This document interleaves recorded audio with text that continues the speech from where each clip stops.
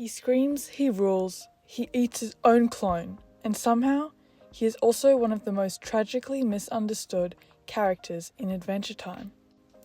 Today, we're peeling back the sour, citrusy layers of the Earl of Lemongrab, a character so broken and lonely and so bizarre that he went from comedic relief to a tragic icon.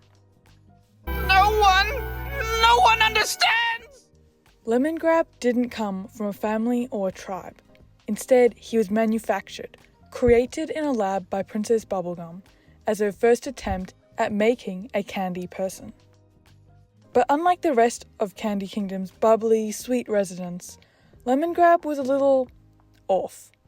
He was glitchy and, at worst of all, alone. He was designed to rule, but given no tools to understand people, not even himself. Bubblegum gives him his own domain, the Earldom of Lemongrab. Sounds regal, right? In reality, it's a cold, empty castle, where everything looks like it's screaming internally. Lemongrab begins to spiral. He has authority, but no one to share it with. He starts making candy citizens of his own, called Lemon People, but they're all malformed, miserable, and afraid of him. His leadership is a dictatorship, but at its heart, a black hole of loneliness. In Season 4, Episode 20, You Made Me, we see Lemongrab at his emotional breaking point. He storms into the Candy Kingdom, accusing Princess Bubblegum of abandoning him. He cries, he screams. He's not evil, just broken. This is one of the first moments the show reveals the depth of his suffering. He didn't ask to be born, he was made. And worse, he was made wrong. In his mind, obedience is love, control is security, and when the world doesn't bend to his rules, he lashes out. To help him cope, Bubblegum creates a clone, Lemongrab 2, identical in voice and body, but more reasonable. And for a while, the two bond. They even laugh together. But the two unstable halves don't always make a whole.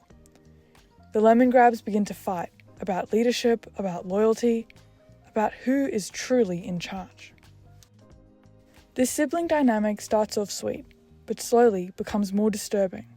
The clone was meant to save Lemongrab from himself, but soon he becomes a threat, not physically, but emotionally. And then, the infamous moment. He eats his own brother.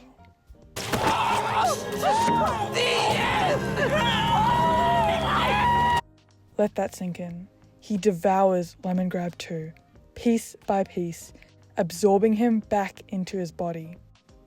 He is a cannibal. It's horrific, but also symbolic.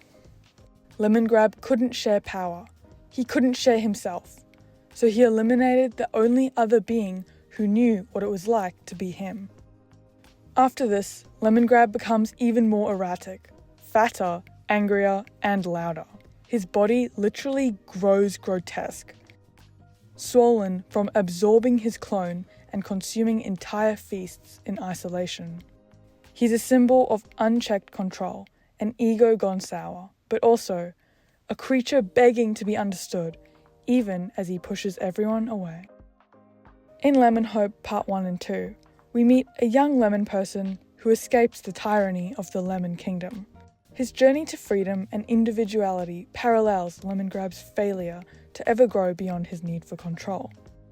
Lemonhope represents what Lemongrab never got: choice, identity, a life not built in a lab, but discovered freely. And when Lemonhope returns years later to find Lemongrab silent and broken, we see it. Lemongrab is no longer screaming. He's just done. On the surface, Lemongrab is annoying, loud, ridiculous, but peel back the layers and you'll find he's one of Adventure Time's deepest metaphors.